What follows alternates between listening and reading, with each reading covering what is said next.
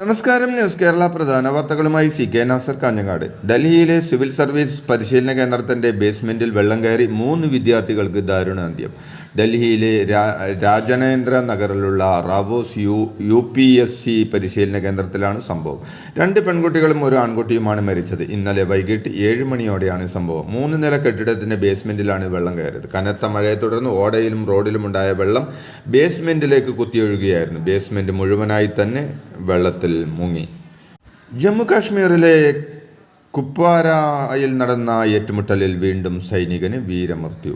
ആക്രമണം നടത്തിയത് ഭീകരമായുള്ള ബന്ധമുള്ള പാക് സൈന്യമാണെന്നും പാകിസ്ഥാന്റെ സൈന്യത്തിന്റെ ആക്രമണം പരാജയപ്പെടുത്തിയെന്നും സൈന്യം അറിയിച്ചു.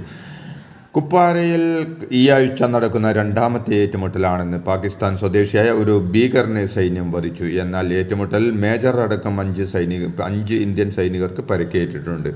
മേഖലയിൽ